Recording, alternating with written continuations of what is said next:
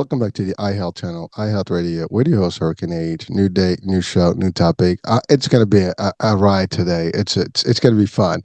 It's a different twist, and it is still within the concept of us understanding, impact on health and mental health, and just this is something that's going to be a little bit of spin off. But here's the thing, people always, tend to want to learn about their heritage and aligning back to who they are. And that actually makes a big difference in the identity of who you are in general. And of course, that's your well being and your mental. When things can become a lot better for you and your self esteem, everything becomes much better. So it's important to us. But I have with me today a super guest that's going to drive us into a history lesson, a heritage lesson. You name it, we're going to talk about it today. So I have with me Richard. I'm going to call him the King, Eze. And he will tell us, the true name of his name because, if you watch the Lion King movie, we're gonna be talking about the roots of that movie potentially here today.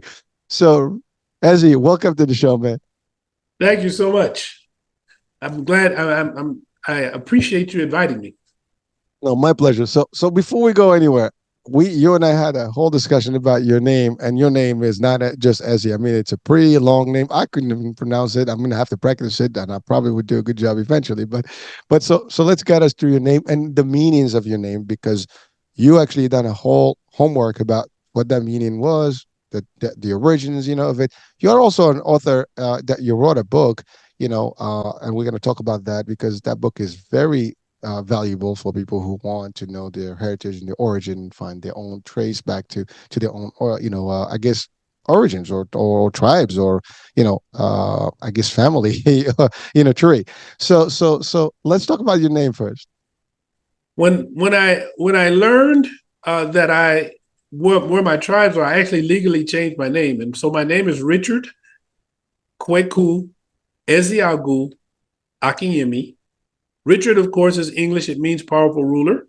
Kweku is the Afanti name. The Ashanti also have that same name. It's called a spirit name in Ghana. It's from the Fanti people of Ghana. Spirit names, they have names of the week that most Ghanaian have as their first name for their children. So Kweku means born on Wednesday. And Ezeagu is Igbo of Nigeria, and it is king of lions.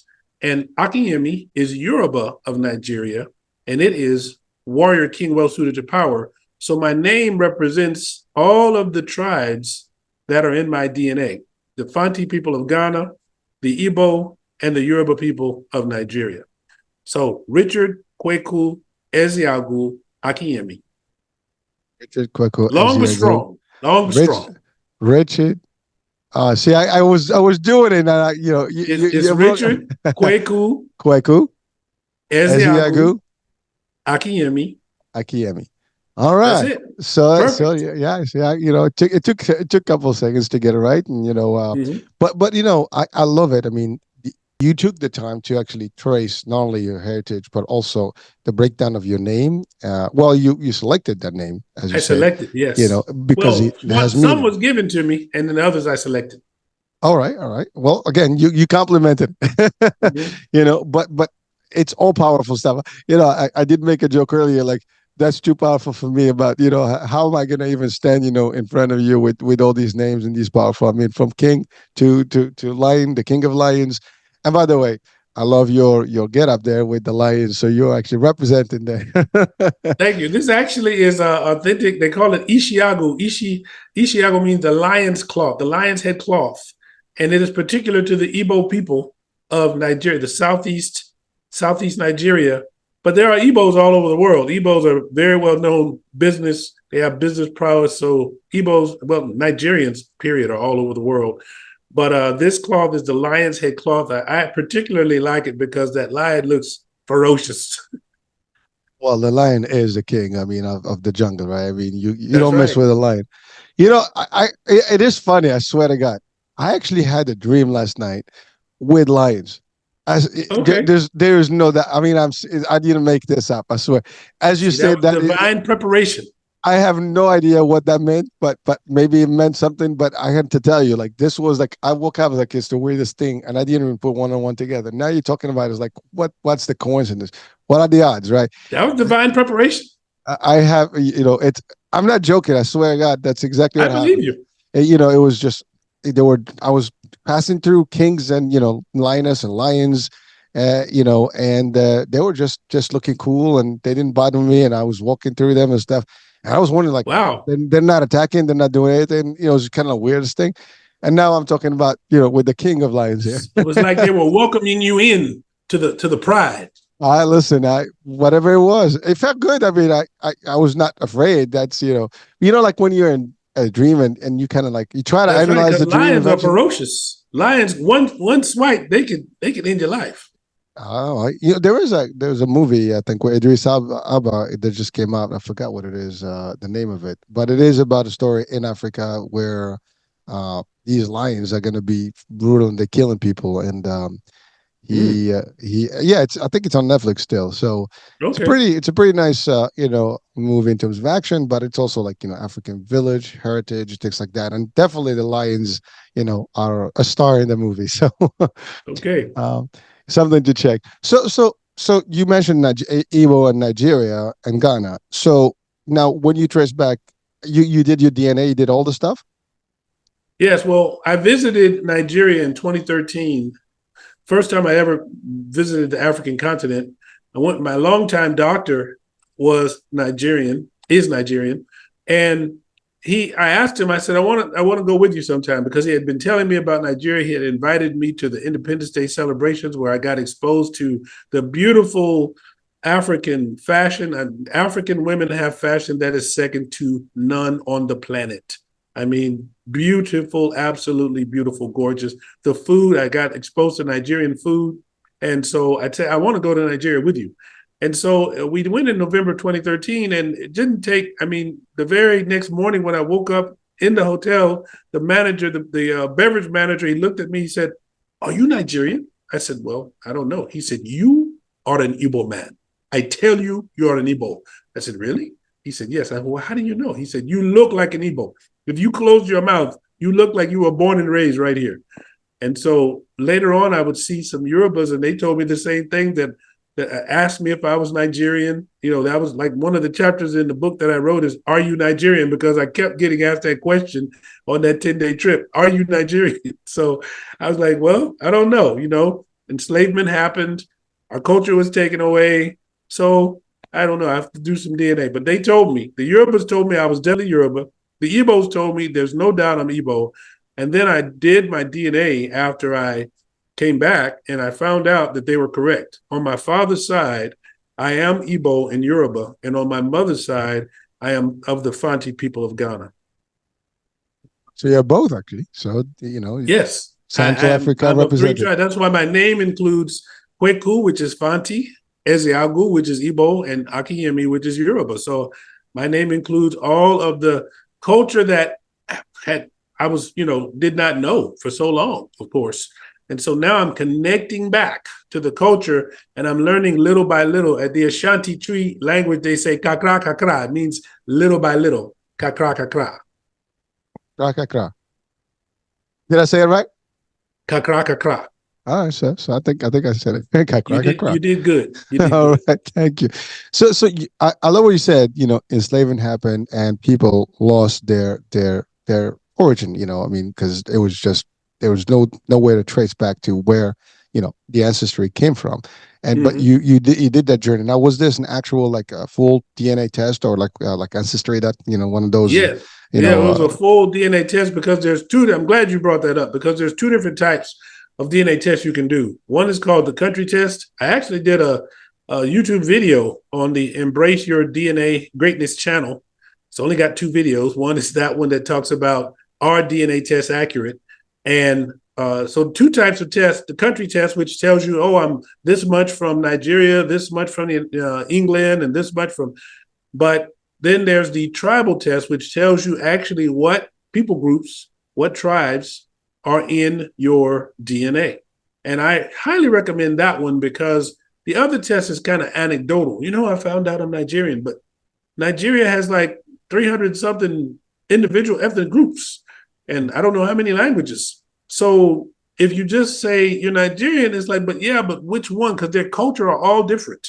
So you have to know the tribe or that people group to really get engaged with the culture, because the Yoruba and the Igbo, which I have both of those in me, both very different culture. Each one has their own distinct culture. Well, it is true. I mean, yeah, unless you've been to Africa, you. I mean, sometimes, I mean, you see depictions in movies is one thing, but the Yeah. reality is It's different. not a Uh, monolith. People like it's a monolith. It's not a monolith. well, it's not. There's different tribes, as you said. By the way, I love what you said about the fashion because I mean, I've even in the states. I mean, when there's holidays, people come up, with some nice garments. I mean, it's just the colors are just amazing, and it is, I mean, today, I mean, Kwanzaa just passed, right? And the Mm, colors of Kwanzaa, I mean, represent a lot of that, and it, exactly. it's unique and it's pretty. And by the way, that's actually what when even in the islands and things like that, where the colors come from, and things like that. So those colors are very vivid and bright, Mm-hmm. and but they look good. I mean, they make it real good. I mean, again, I happen to be of African descent myself. I mean, obviously I'm from Morocco. I mean, Northwest Africa, but yeah, From the continent. from the continent, of course. Yeah. So there's one thing that I wanted just to highlight. We all look at the maps today and we see Africa, in a particular size in the world.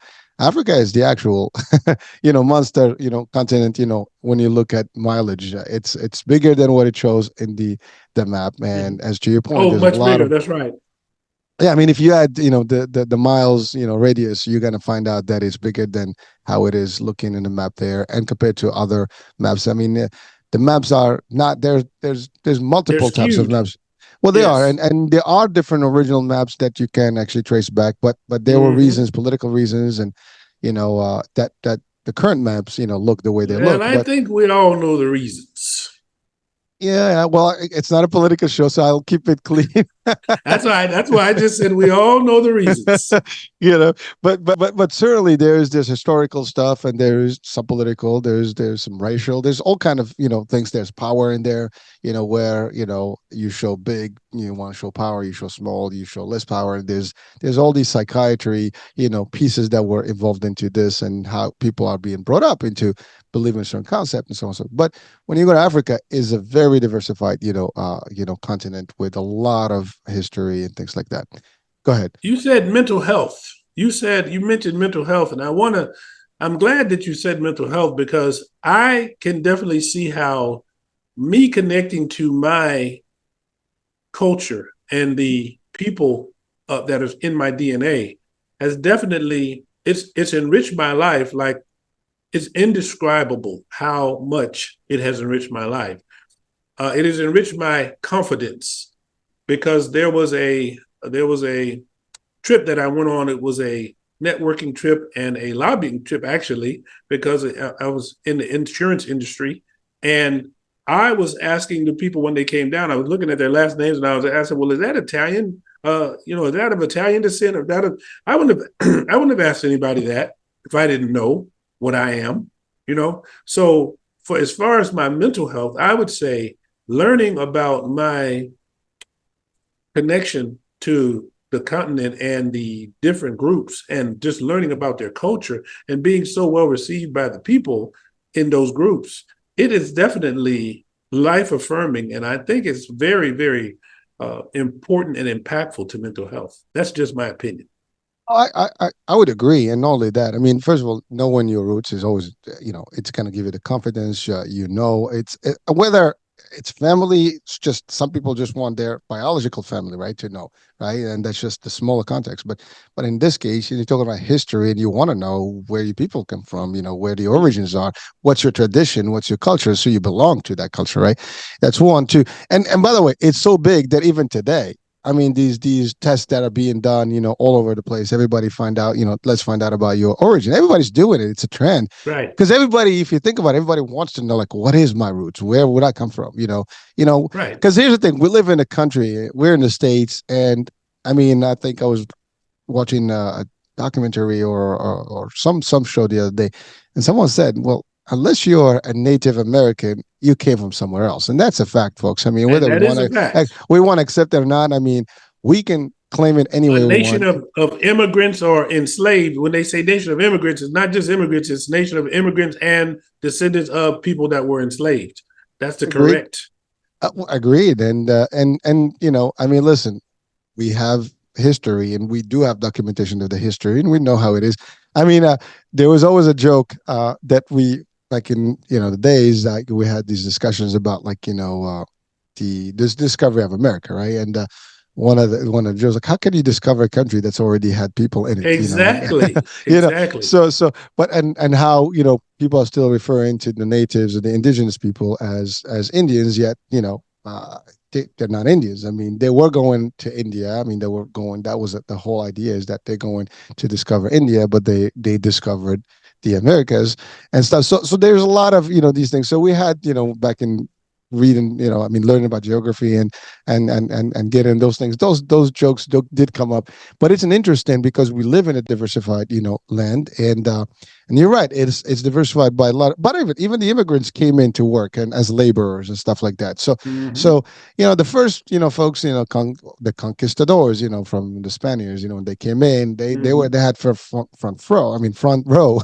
action, right? And they did, and then eventually it evolved, and then that was a predominantly one particular migration, immigration flow. And then even today we have a diversified lottery, the Mm-hmm. DV-25, I think, or DV lottery visa, which is Very basically diversified. to diversify. Every year there's a certain amount of people that are being sought from different countries that don't have enough representation in the States. That just shows that the country is and will always be about that. And the natives who are the indigenous people are still here. And frankly, I mean, even the indigenous people are marginalized still, in literally small areas in the country, very limited resources, things like that, which is amazing, right? But again, like I said, I don't want to politicize the show, but understanding the actual roots of everybody makes a difference, and I Mm-hmm. think everybody is happy. Doesn't matter what your background, your religion, background, your ethnic background, your race, you want to know what that is, just because you belong to a bigger group, a bigger place, a bigger history, and I think that's everybody's longing. So thank you for actually touching on that one. But it is a mental health piece because if It is. you are at peace with yourself, as you said, you feel more confident. You feel more you. And you have ability to actually even stand and talk to people. Like, you can't tell me I'm a nobody. I am somebody. I have this is It where I'm enriches your going. life. I mean, it really enriches your life. And another point that I'd like to make based on that mental health aspect is think about a people who have been called so many different names: Black, colored, Negro, African American. And now the new one, I'm sure you know, is BIPOC, Black, Indigenous, People of Color. Well, the reason why it's been so many is because we do not have the connection. Where it's like not having the connection. So Marcus Garvey said, "A people that are not connected to their history, origin, and culture is like a tree without roots." And when I found my people and connected, now I don't. I'm not just saying I'm an African American. I don't have to say I'm BIPOC now. I can tell people that I am an American, Ghanaian, Nigerian because I know, so many of us, there's over 43 million African Americans that don't know what the connection is, what people group. Just like if you have a bunch of people, when you see Asian Americans, you don't go up to an Asian American and they don't say, I'm an Asian American. They say, I'm a Japanese American, or I'm a Chinese American, or an Indonesian American. Or if you go to people from Europe, they'll say, I'm an Italian American, or I'm a German American. But when you talk to African American, Africa is a continent with 54 countries, and we don't know which one until we do the work like I've had to do because of the history of enslavement, which totally removed the culture from us. And so that's why my passion is to really help those of us who don't know to really connect and enrich our lives in ways that we couldn't. I could not imagine how it was life changing. That November 2013, actually, that's a line of demarcation in my life because my life after November 2013 had been completely changed from the way it was before after I learned. And I actually live in Africa now. So I live in Ghana now. So that has been a great shift because of connecting to my roots. And that is mental health wise, I just feel, better than I've ever felt. Well, I would say, first of all, congratulations for being able to do that. And also, if you have Thank kids, you. that will be an opportunity for the kids to also know, and not be without that trace, to the origin, right? Exactly. And I love what you said about, yeah, I mean, everybody's identifying as from their country specifically, like, because they can trace back. Mm-hmm. I'm Italian and I'm German, I'm British, I'm, Irish, or Spanish. But you're right. It was a blanket African American. I mean, to your point, it's a big continent. There's a lot of stuff. I'm African American too, technically. I mean, I am. I literally, Mm-hmm. I'm American and African. I can prove it. I have two passports, literally. Mm-hmm. I mean, that's another joke that I used to make, like when But someone's like, because you're Moroccan, you can say, I'm an American Moroccan. Moroccan. Correct. Yeah. You're an American Moroccan. See, That's oh you're yeah, Moroccan. I Mm-hmm. know. Yeah. Well, yeah, but this came up, a few times in my early days in the States when like, yeah, so you're African? I was like, yeah, I am. I can prove it. I have two passports, and I Mm-hmm. used to actually use that card. But Mm-hmm. it's. I'm proud of being American. I'm proud of being a Moroccan, and I'm also proud of being African. I mean, that's my land. Right. That's where I come from, and That's actually, all a part of who you are. that's right. And we should all be proud of who we Mm-hmm. are and That's and right. and and respect everybody else, for who they are. And that's really Exactly. if we have this formula, everybody will live happy, right? Respect the Yeah, differences that's right. And what and you're appreciate the differences. I think the difference is for a purpose. I mean, if we were all the same, we will be idle. I mean, I mean, think about it. If the world was one color, I mean, I'm talking about Exactly. just one paint, one, like black and white, Like vanilla. or just Everything yeah, was exactly. vanilla. You wouldn't even know. Like I used to make this joke with. Well, it's not a joke. I used to tell this as a test. Imagine there was only one color or no color. We're all the same. You wouldn't even know your hands from yourself, from your TV set, from your family members, because we'll be one. Exactly. The diversity of color gives the flavor, the color, the life. I mean, even That's in right. animals It and adds plants, spice to life. well, look at everything around us. When you look at nature, it's colorful, it's Right. rich, That's it's right. bright, it's beautiful, and so that's the fabric of humanity. We're supposed to look the way that we are. There's a Absolutely reason for correct. that, and there is no difference. I mean, at least in my belief, from the religious aspect of it, there is no difference between white and black Yes. or We're or or all the or, or human in a, race. We're we're all from human, one race, exactly. the human race. We said the only difference, the only, I guess difference will be in righteousness. Who is more righteous than the other person? And that's something that you elevate to based on your faith and your belief and your respect and so on and so Mm-hmm. forth. So that's all there is. So when you get to this point, I mean, you live a happier life mentally, and obviously, if you're mentally set, everything else is gonna follow. I mean, look at you. You're so happy. Then you made the transition, and you're happy again. Living in the environment that you chose to live in happily, right? And so, and again, talking about Moroccan, Morocco is just another African country with a lot of diversity. I mean, That's we right. have, I have, Couscous. couscous is our top priority. That's like everybody's home household, name food. I mean, you have to have couscous, especially Fridays.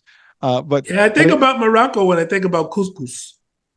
well, I think everybody knows what couscous is. Well, maybe I don't know. I can't generalize that everybody knows, but it is this main native I guess dish and traditional dish of Morocco, and they Mm-hmm. have there's different varieties of actually making it. I mean, you can have it vegetarian, you can have it with meats, chicken, all kind of flavors, sweet, things like that.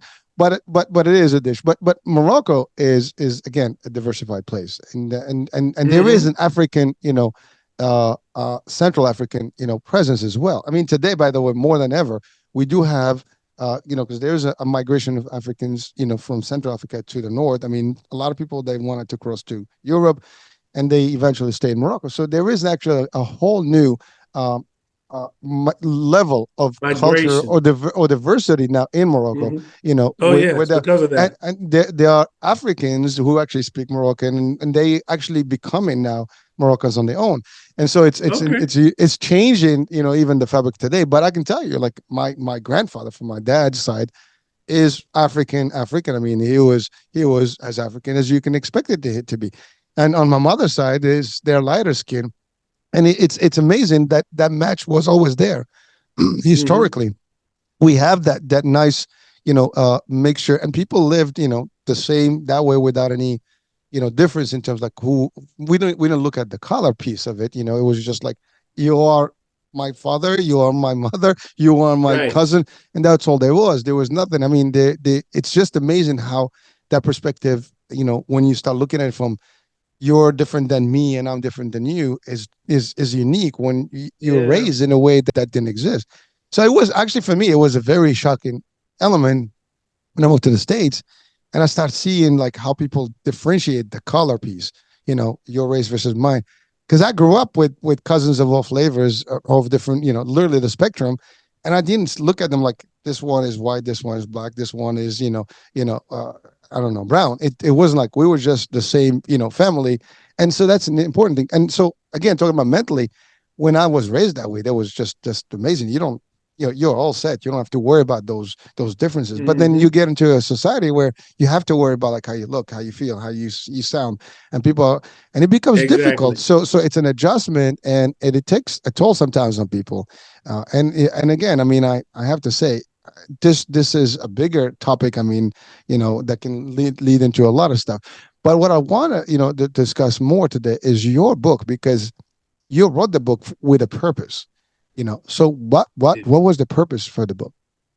The purpose is to show how I connected, how it enriched my life when I connected, and also to be like a roadmap, because I talk about when I wanted to change my name, all of the things I had to go through to change my name, the cost that I went through. In the last chapter, I talk about the paperwork, but it's really about encouraging people. Pardon the noise. It's really about encouraging people to find their roots.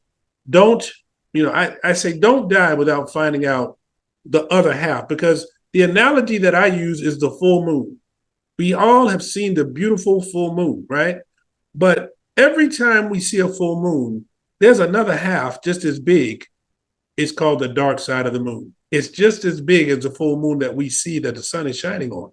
So I said it's a great analogy for African Americans, because we have this great African American culture that's gone all over the world.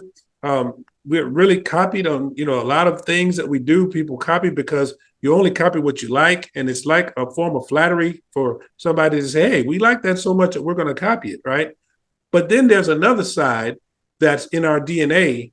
Just like before I went to Nigeria, and they told me that I hadn't done my DNA test yet. So I didn't know. I only knew the African American cultural side, which is a rich culture. But there was another half that's connected, the dark side of the moon, which was the dark side of my culture. Dark meaning unknown, right? So when I went to Nigeria and they told me, very emphatically, "You are an Igbo man. I tell you, you are an Igbo." And I was like, wow. So then I said, well, let me find out. And once I did, and I said, let me connect. And man, my life has never been the same. So it's my passion is to encourage people, because what I want to share with you is not only are there over 43 million in the United States, there's over 90 million in Brazil that don't know their ancestral roots. And when you add all of the Americas, just on this side of the pond, all of the Americas, Central America, South America, North America, it's over 200 million. Over 200 million people that don't know what their ancestral connection is, that can't say like an Italian American or German American or a Indonesian American or a Japanese American or a Chinese American, because they don't know. And it's because we are all the descendants of the enslaved, over 200 million of us. So we need to find out, we need to connect to the DNA and the culture, the people and the culture in our DNA. And it's going to be absolutely life-changing and fabulous. It's going to enrich those that do it, that it will enrich your life. I cannot encourage it enough. I'm so excited for the people that are going to do. I even talk about that in the book. I'm so excited. I tell people, I say, are you ready for the journey? You know, let's get excited about this because connecting to people that you didn't know that you were a part of, it's just absolutely fantastic. Well, so thank you. Now I have, what's the name of the book? The name of the book is Found My People, and the website is very easy. It's foundmypeople.com. Found My People. And there was actually a poem about a Found My People poem, and let me know when it's a good time Oh, please to go ahead. Yeah, we can okay, break it down so now. God gave me this poem. It says, I found my people, you can too. There's a people for me and a people for you. Like a door that you found in your house that is new, with elaborate furnishings, all belonging to you. A people who will welcome and make you feel new. I've found the people for me. Now find the people for you. That's it. Well, and I think that that will go for everybody, man. It's a pretty powerful, poem, and definitely, deep in the insights of it. Um, so now you talked about the 200 million potential people, and by the way, you mentioned just the ones in this side of the world. I mean, there are Africans all over the world There actually. are, and I don't That even know what the number is when you count the other side, mhm. of the world, the Europe side, because Yeah, I yeah. know there are descendants of enslaved over there. I don't even know what the numbers are. So you can imagine if it's over 200 million just on this side of the pond, I don't know what the number is all told. Well, I mean, it's a little different because, for example, in France, I mean, there's definitely a big, immigration, I guess, contingency. Expat, there's a Or, big expat community in France too. well, there is, but I'm talking about like so. Let's say there's a big Moroccan presence, North African presence, and African presence in France, for example, just as a Oh, I didn't country. know that. Yeah, yeah, I mean, well, we were colonized, so obviously, Okay, I very got you. similar. Slavery and colonization, they, they Yes, they that's do go right. hand in hand. So as a French colony, we were actually, there, and of course, after the World War II and all the independence, they needed a rebuild. So a lot of labor came from Africa. It was easier, cheaper, I guess, and so they took a lot of these folks, and So there's those a this. huge community there. Oh, there is. I mean, there is a huge community that it's actually causing, havoc right now because it's causing a lot more racism. Because here's the problem: you have these groups that actually are 3, 4 generations in now, and they are just as French as anybody else. But also, there, for example, from a religious aspect, there is a more, grown Islamic, for example, community. So that's one Mm-hmm. challenge. And then the other one is just that there is a bigger contingency of color as opposed to how France was and looked and it wanted to be, right. So there is that, Mm-hmm. and so it changed the dynamics and the fabrics. There's also the age factor of the original French, for example. They don't have a lot of kids by culture. Mm. They have one, two, maybe no kids. So they're basically getting older and older, and they're not basically being replaced with the newer Uh, French generation. So there's all these nuances that are happening there. So it's caused that, but there is, but the only difference is that for example, in France, you will find an African person that will say, "I am from Nigeria. I am," because they know where they came from as an immigrant, because they were actually exactly. extracted literally just for labor, not as slaves, but they just basically come in to work. Mm-hmm. But then, so they still have that They immigrated. they immigrated. Well, they immigrated, some by force, some by none, Mm-hmm. but nevertheless, it was not the same concept as the slavery, Right. and the time that it was in the States. It was just for a different purpose. So they I know mean, their roots. You're saying they know their they knew, roots. so I believe that's a lesser, impact in Europe, at least from what I know. Because even, like, for example, there's a big Moroccan community in France and in Europe, Mm-hmm. big Algerian, Tunisian. There is a lot of French, like Cote d'Ivoire, I can see it in the map. So Mm-hmm. you got Senegal, all the Cameroon, all the French speaking countries, in Africa. They happen to have been in the French colony. Therefore, they're the easy ones to actually go and work in France because they spoke the Mm-hmm. language. So you have that. I mean, you'll have less. Just again, we can go to England and then we can go to India, right? You have a lot of Indians because they Right. were colonized and they spoke the language and great labor, right? Exactly. So I mean, you talk about, it's an interesting thing because when you look at the West Indies, right? You go to West Indies, Guyana, Trinidad and Tobago. These folks, they know the origins. I mean, we're West Indians, but our ancestry comes from India. So it's Okay. it's a weird thing because a lot. But you're right. In the history of the states, we don't have that because people were Yeah. just It was summoned completely from all over. separated. Completely Yeah, separated. people didn't know. I mean, you grow up in a family and that that's your root, but you don't know what country. And you're right, it could be Exactly. anyone. You know you're African descendant, but you don't know what people. And there's a whole lot of different people groups. I mean, just in one country, but then if you talk about the whole 54 countries, oh my gosh, I don't even know how many thousands, and Well, I agree. probably tens of thousands. It's probably tens of thousands of different, ethnic groups in the Well, whole of Africa, right? well, But here we as you, all belong to one or some of them.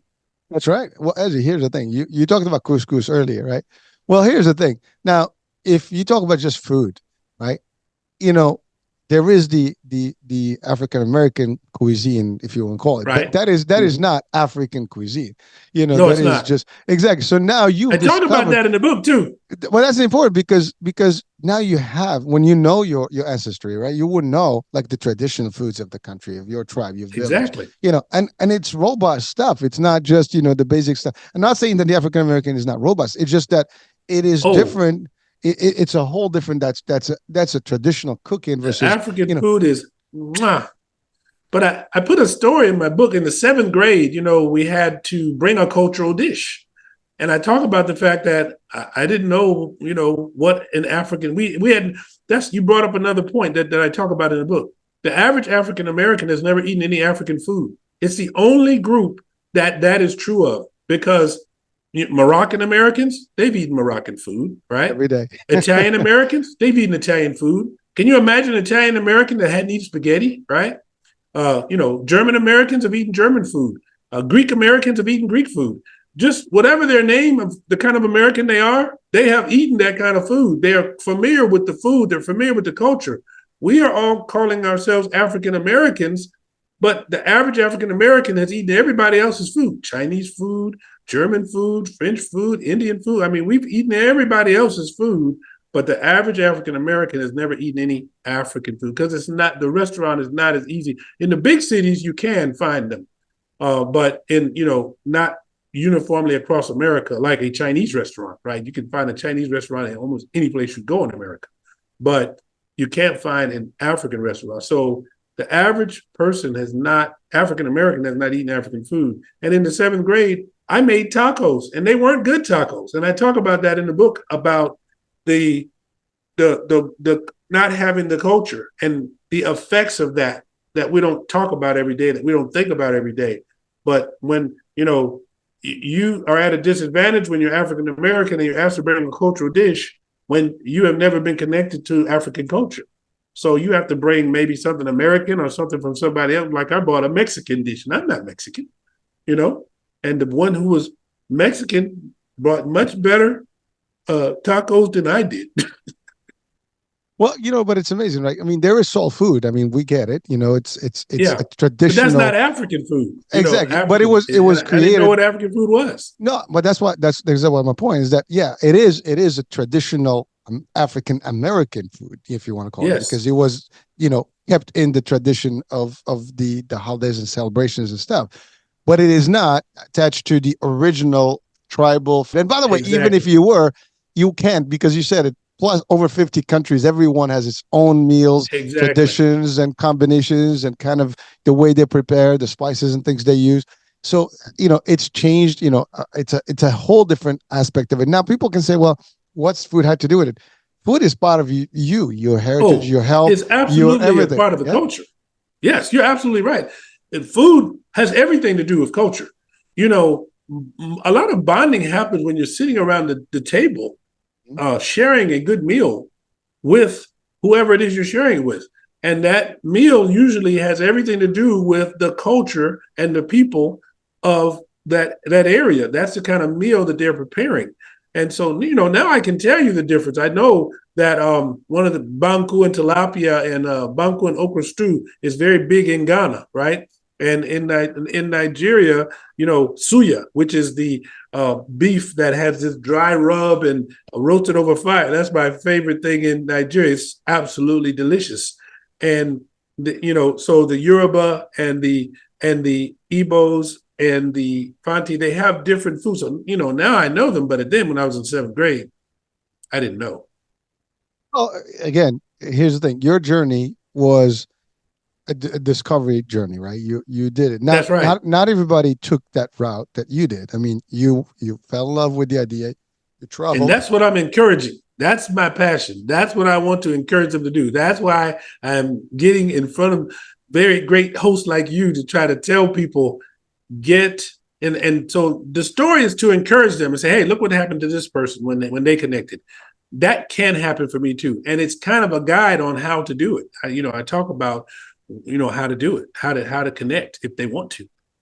I think your guide is for everyone who really longs back to. I mean, believe it or not, even in other cultures, some people have dissipated so far behind, their true culture they don't even know.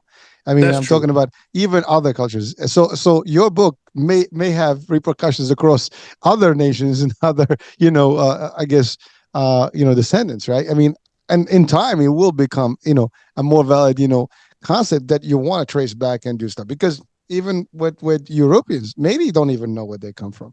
They just happen to be, because they're so far behind in generations. Mm-hmm. Sometimes,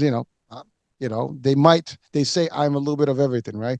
But really, Right. They you might, might not know. Yeah, but it's kind because of people weird, move around. Exactly, people move around. People, there's different things, and there's a level of interest that everybody wants to know. And by Mm-hmm. the way, here's the thing. So you talk about the culture and food. You know, the continent offers different types of I guess what do you call it, plants based stuff. You have different animals, different birds, different things. So the food, it will be different just by default because they, for example, in Morocco we eat goat. Not everybody, if you tell someone in America goat, it's not I really love goat. well, Goat you is do, but good. I know, but yeah, curry goat and all stuff. But that's more like Caribbean and things. But a lot of folks, like lamb and And goat is not. lamb. Yeah, that's not really a big deal here in the states. Beef is Mm-hmm. is is the main course meal, right? That's the biggest That's thing. right. You know, Turkey. In other cultures, they may not have that. They have different things. And so it Mm-hmm. changes stuff. Some countries also are big fish. Countries. And so it changes dynamics and even the types of vegetables you find in a place may not be equal to the stuff. I mean, you That's talked true. about, Asian, culture, for example. You go to an Asian store, and I'm just generalizing the term here. There's different vegetables and things that you are Mm-hmm. not going to be able to find in a regular market. So yeah, the land Have you itself ever seen a produces. land snail? Have you ever seen a land snail? I know what a snail looks like. I'm talking Escargot. about a land snail. It's called a land snail in Nigeria. It's Oh, like the size of a cat. and it's a This snail. snail is huge. It's the biggest snail I've ever seen in my life. It's a land snail. So when I went to Nigeria, I said, I'm not going to allow my Western sensibilities to make me not experience the culture. So I ate things that I normally wouldn't eat. Because when they say snail in America, I'm not eating it. Okay. I'm just not eating it. I could say they But taste good. So, but that's another story. but but this snail is huge. It's like it's as big as a cat. It's big. I was like, my God, I've never seen a snail that big. But anyway, what they do is they'll roast it, they grill it, and sometimes they'll have it fried or boiled. I had it boiled, and I can tell you I don't like boiled snail. And then my wife, who was Nigerian, made some for me that was the grill, which a lot of people say, a lot of Nigerians said, "Oh man, that's better than suya." I said, when I tried it, I said, it is not better than suya. Suya is much better than snail. But that was my opinion. But my point is, I didn't let myself be repulsed and say I'm not going to try it because I've grown up in this culture that we don't do that, right? I said I'm going to try it because it's the culture that I'm trying to learn about. So I tried things, and now I can tell you very positively, I do not eat snail. Well, so it's funny about snails. So everybody knows them as escargot, which is a French delicacy, right? So, Those are so the little ones. the This little ones, sucker yeah, is huge. yeah, It's not. huge. I figured that. Well, the meat's gonna be more consistent. It's like a pet. I It's know, but like if you've seen SpongeBob, the yeah, oh land snail yeah, is like Gary. You know Gary on SpongeBob? Yeah, yeah, Big snail. yeah. So Oh, now that's kind of you funny. just gonna ruin it for everybody that's watching SpongeBob. Hey, they might like it. They might like it. I'm just You just telling them ate I don't Gary, like it. man. But this is the thing. I hope what they take away from this is I was willing to try it. I was willing to try it. But that's And that. Go ahead, go ahead. yeah, well, I'm just No, saying I was willing to try it, so I know I don't like it. I didn't. I didn't just say I don't like it because sometimes I'll talk to people and I was trying to introduce the food Nigerian food to my mom and my sister. My mom was okay. Let me try it. My niece was let me try it. My sister was like, I don't want any. I don't want any. I said, don't worry, it won't go to waste. And so when she saw my mom try something, my mom was like, "Ooh, that's really good." It was egusi soup, which is a Nigerian specialty. Like it was goosey soup and pounded yam. And so my niece tried it. She said, that is good. And then my sister was like, oh, okay, let me try it. Let me try it. And then she liked it. And she got a co-worker who's Nigerian said, next time you cook a goosey soup, bring me some. So now my sister, who is so reluctant, is connecting to the culture. I just love it. well, again, food does connect people. I mean, That's right. I mean, again, going back to the couscous, a lot of people know the culture through the couscous or through the food. They test the food. You tell them, Oh, oh, yeah. I ate some of the food, and so that can at least links a little bit, and It's when you go to, delicious. yeah, it is. Well, like I said, I mean, depends how you cook it and whatever, That's but the right. If somebody but knows how to cook it, because I think I had it Moroccan style with lamb, the mm, couscous with lamb, and it was delicious. I'm sure there's got to be a Moroccan restaurant in Nigeria somewhere. They Yeah, probably. Oh, there is. I'm sure there's a Moroccan contingency there too. I mean, because Hmm.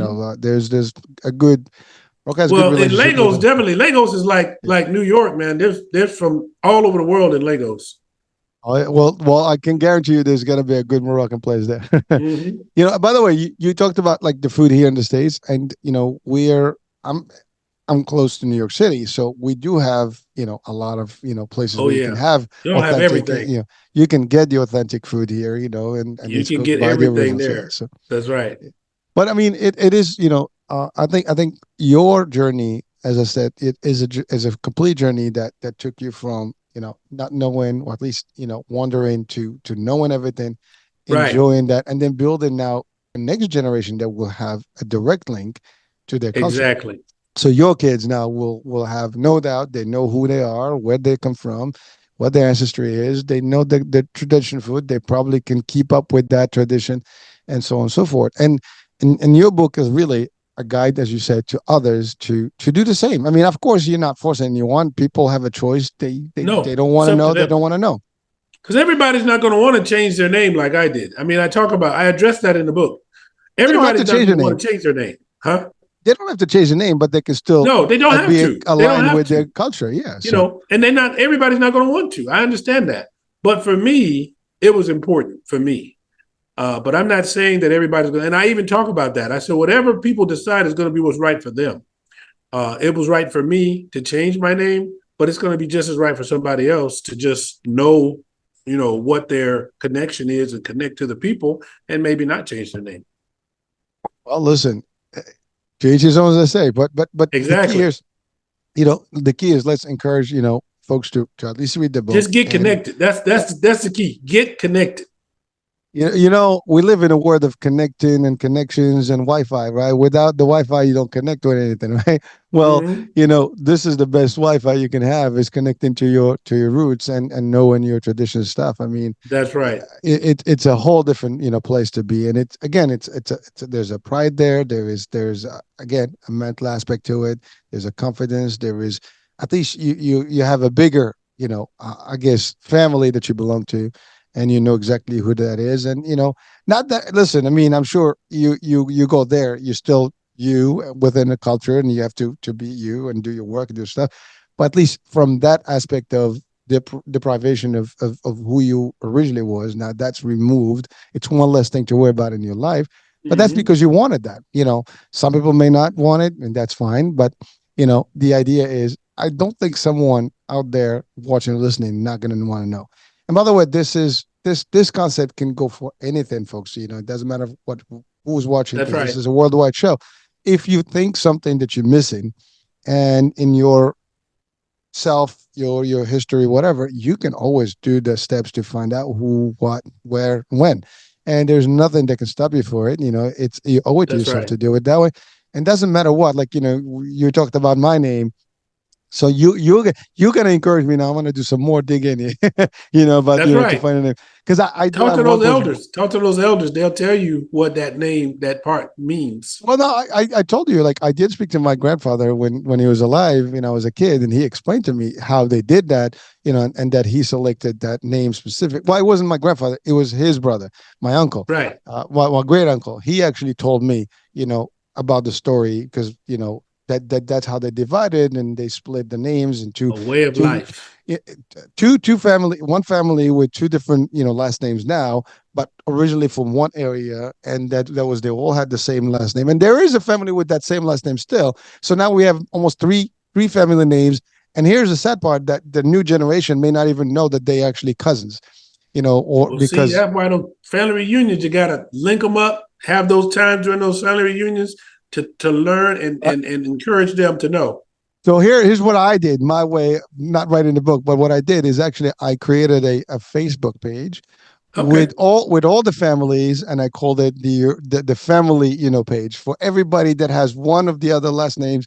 They can join there so they can meet and That's mingle together. outstanding. That's So really I did good. I did something there. So maybe, folks, if you have that dilemma, just create something and have everybody that's related go That's in there. right. And now everybody's gonna know, oh, who you are. And believe me, I met a lot of cousins and second cousins, third cousins that I didn't know. That's And actually a very smart idea. so again, so everybody tries to do something to help, but you never know, and you'll be surprised that you'll connect with some people that you didn't Hmm. know, and their kids. At least they know No your doubt. facial, they know you how you look, You, they know you'll, your you'll, kids. you'll know your people. That's And, right. and that page that you created is allowing you to find your people. That's right. Yeah, and anybody can do that. That's easy. So Mhm. uh, you know, uh, folks, whatever is gonna make you feel better at the end of the day, mentally and physically, that's the element that you need to seek, and that's really it. It gives you peace of mind, it gives you happiness. Whatever things that you're gonna get out of these things, are always gonna be positive, and that's the thing. Our mission is to be positive. And like I said, you and I, we talked about, is if the world is just becoming nice, and getting along with everybody, we would have a very good place to live. It's no problems on this planet. Sadly, Mm-hmm. that's not the case, but Not the case. we all have to do our part to hopefully make a difference, and we'll continue doing that. That's right. So, Ezzy, we're coming to the end of the show. So, what is a good message that you want to share with our audiences today, or any particular group that you want to, like, send a message to today? Well, what I want to share is it's vitally important that we take the time to connect and learn. For those of us that don't know our ancestral connections, our DNA connections, it's very important to take the time and learn. It's going to be life enriching. And I'm just excited because some people that have done it have been sharing it with me. I'm excited for the potential for every person that really needs to connect to actually do that. Connect, find out where you're from, make plans to go visit, save up. I'd say save up. You want to go at least 2 weeks. Don't go for 7 days because you're going to go here, there, and then you're going to be tired. You're going to go back home. Go for at least 2 weeks so you have time to build in some rest time while you're over there so that you can really soak in the cultural experience. And it's going to be a life changing, life affirming, life enriching event. Please don't die and not find out what the other half of your full moon is. The full moon, we know that, but the other half, let's find out what the other half is. Like you said, it's about legacy, passing it down to letting our children know and grandchildren and just enriching everybody's lives along the way. As I learn to speak a little bit of language that I learned, you should see the joy it brings to the people because you're telling them that you respect them when you try to learn their language.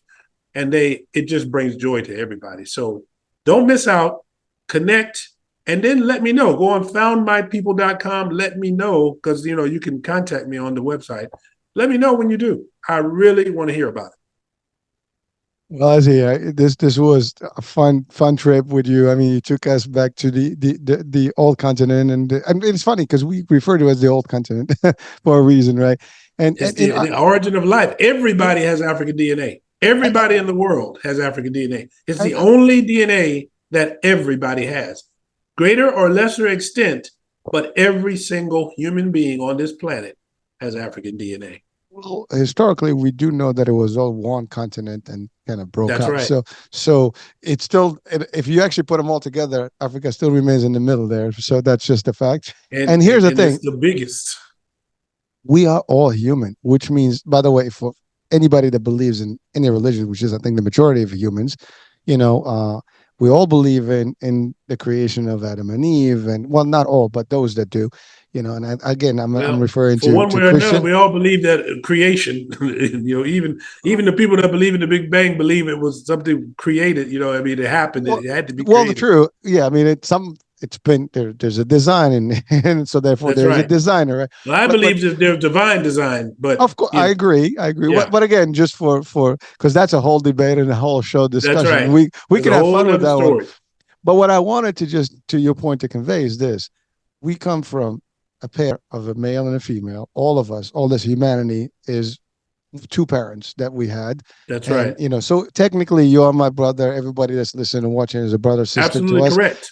from our ancestry. Whether we want to accept it or not, that's a different story. We might be so remote, a couple thousand years apart, but we still go back to the same roots and to the same, That's right. creation. So uh, if we start thinking that way, life will be a lot easier for all of us, folks. You're absolutely correct. So, well, listen, it was real. I mean, you brought me to some of you kind of grounded me a little bit to the roots. Like sometimes we get caught up in life, and you hear something like this, you kind of makes you motivated back, and get you a little bit, That's great. I'm happy to hear so that. so so I'm your first cured person right now. You've cured me, from being, a human, what do you call it, a rat race, concept to going back to the roots here.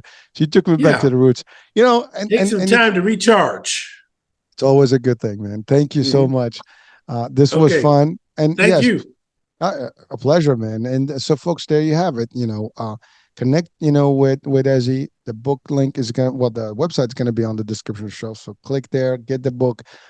If you think this is for you, please, share the information for you or someone else. As a matter of fact, that's the other thing. Yes, One, go ahead. one, one more quick thing. The Yeah. I think it's through January 23rd. The book is on 20% discount now because it's been entered for the NAACP Image Award, and the nominations come out on the 24th. So the price will go back up on the 24th, but right now it's on sale. Hey, listen, gotta do what you gotta do, folks. I'm gonna have the link. This is gonna be coming up soon, so watch it, learn it, get the book, and connect with your history, with your ancestry, with That's your right. dishes, your culture. All You right, won't so that regret it. never would. Listen, I feel you, man. It's how hard it is. Me, for example, I'm a true story before we close. Listen, I brought up my kids in this country. I mean, they're born here, and it's hard to actually connect your even kids with your culture. I mean, it's not Hmm. an easy task to keep them, with the dress code, with the And culture, with the engaged. language, and keep them engaged, keep them understanding. It's very easy to dissolve and dissipate in the society. So it isn't important to always hold on to their heritage. So hopefully they will, keep up, with their, progeny and so on and so forth. Because eventually, if you don't do it right, it disappears, and then Yeah. And 10 the kids don't see generation. the point. The kids are like, what's the point? Yep. Yeah. So again, I mean, I had to throw in that in because it just brought me to that level of thinking, because really it's a big deal, and a lot of people It suffer is with a this. big deal. Yeah. It's a All big right. deal.